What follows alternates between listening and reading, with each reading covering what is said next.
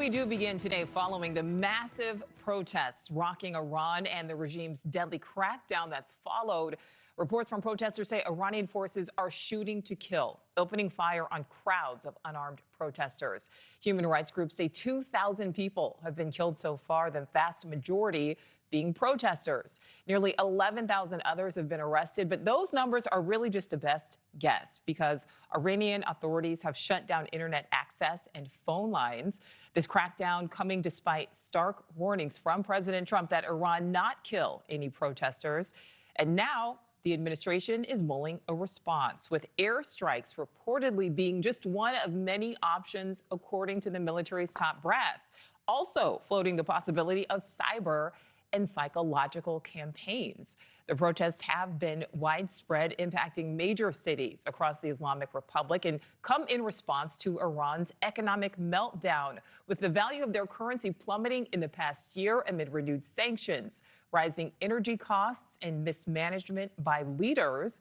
The president calling for the protests to continue, posting to social media, quote, "Keep protesting, take over your institutions, save the names of the killers and abusers. They will pay a big price," adding, "Help is on its way." NewsNation's Kellie Meyer is live at the White House with the very latest. And Kellie, that includes possible action from the U.S.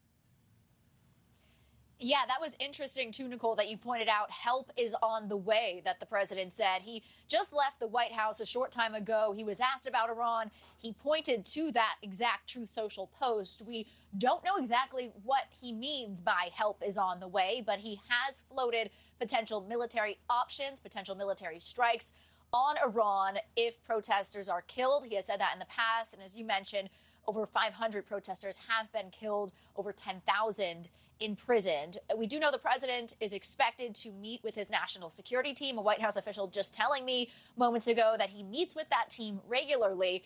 But on that list is Secretary of State Marco Rubio, Secretary of War Pete Hegseth, as well as Joint Chiefs of Staff Chairman Dan Kane. Those are the ones you would see meet with the president as he reviews options. A White House official tells me that there is a list of options in front of the president, but no final decision has been made. We do know that Iran, the protests continue. This is something that the president says he continues to watch and is obviously watching very closely as he heads to Michigan today. We do expect him later on this evening, something he will still continue to monitor here, Nicole. And Kellie, the president also coming down on Iran's trading partners.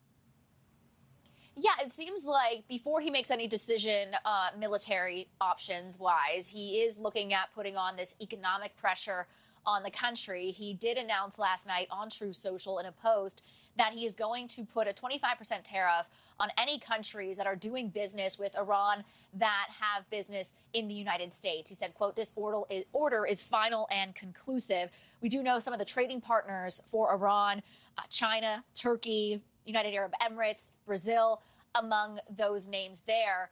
That could hurt Iran even more. And remember, it was the concern over the nation's economy, struggling economy, that sparked these protests over 2 weeks ago now. And this is something that could really impact the country already struggling, Nicole. Thank you for watching. Subscribe below and download our NewsNation app right now on your phone, and you will get fact-based, unbiased news for all Americans.